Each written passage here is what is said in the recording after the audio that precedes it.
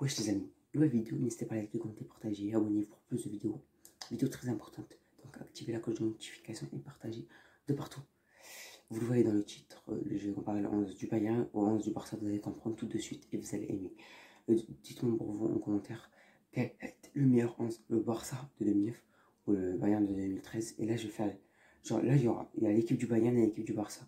J'ai mis l'équipe du Barça en finale contre Manu en 2009 et l'équipe du Bayern en finale contre Dortmund en 2013. Donc voilà, c'est parti. Pour le premier duel, Neuer face à Valdés. Pas de débat possible. Neuer est meilleur. Et voilà, il a tous deux meilleurs gardiens. Donc voilà, pas de débat possible. Neuer, 1-0 pour le Bayern. Côté gauche, Alaba contre Silvinho. Je pense que là aussi, tout simplement, voilà les gars, je trouve Alaba meilleur. Ça, là-bas, il est polyvalent. Sur le côté gauche, il a toutes les qualités. C'est un très bon joueur là-bas. C'est un top player sur le côté gauche. Silvinho, voilà. Je trouve Alaba meilleur. Donc 2-0 pour cette équipe du Bayern Munich. Premier défenseur central. Comme, si je ne me trompe pas, voilà. Dante et Piqué. Ben là, ça va faire 2-1. Piqué, Gérard Piqué. On le critique. Mais c'est un top player, un grand joueur. Une légende du Barça, Gérard Piqué. Voilà, il est. Voilà, son poste défenseur central, c'est son poste parfait. Il est très bon, Gérard Piqué. Pas de débat possible. Deuxième duel de défenseur central. Défenseur centraux, Boateng face à Yaya Touré. Voilà, ça se vaut. Moi, j'aurais dit Yaya Touré quand même, voilà les gars. Yaya Touré, pour moi, il a des meilleures qualités défensivement en défenseur central que Boateng. Après, il y en a, ils vont me dire, t'es pas objectif, ils vont dire Boateng. Mais pour moi, c'est Yaya Touré, les gars. Mais donc, voilà, pour pas qu'il y ait de débat et tout, je vais dire match nul. Voilà, tout simplement. Donc, on donne point à personne pour l'instant. Donc, toujours 2-1 pour le Bayern Munich. Sur le côté droit, Philippe Lahm et Carles Puyol. Voilà, deux légendes des deux clubs. Voilà, des légendes mondiales.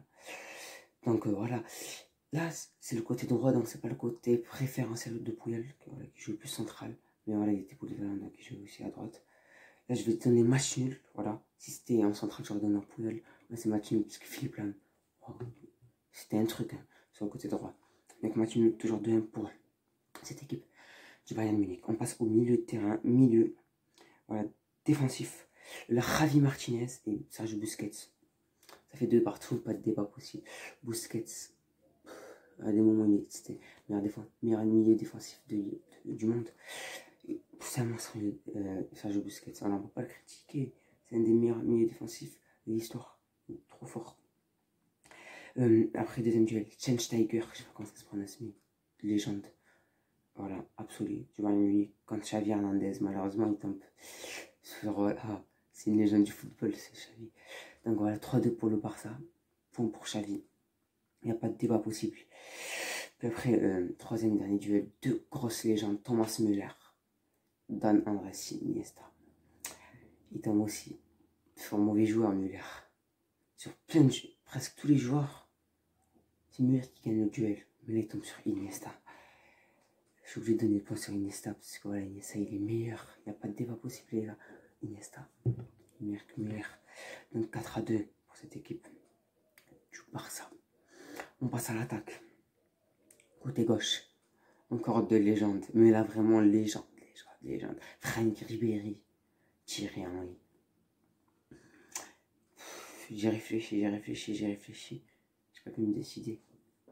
Donc je vais donner match nul parce que voilà, chacun leur qualité. Mais c'est vraiment trop dur de les départager ces deux joueurs. Donc voilà, Ribéry, Henry, match nul. Toujours 4-2 pour le Barça. Il reste 2 duels. Si le Barça gagne juste le prochain duel, le Barça aura gagné. Si le Bayern gagne le prochain duel, ce sera le but en or. Mandzukic contre Samuel Eto'o. Malheureusement pour Mandzukic, c'est fini pour moi. Eto'o, c'est un des meilleurs neufs de l'histoire. Hein, pas dit c'est le. Voilà, il est dans le top 10. Samuel Eto'o. C'est magique à leur jouer. Meilleur neuf africain, il n'y a pas de débat, pas de Drogba ou pas Drogba. Il est meilleur que Drogba et tout. Point barre. Donc voilà. Ben, pour le Barça, 5-2. Dernier et fin. Robben. Passe à Messi. Robben. un des meilleurs joueurs de l'histoire du Bayern. Légende absolue.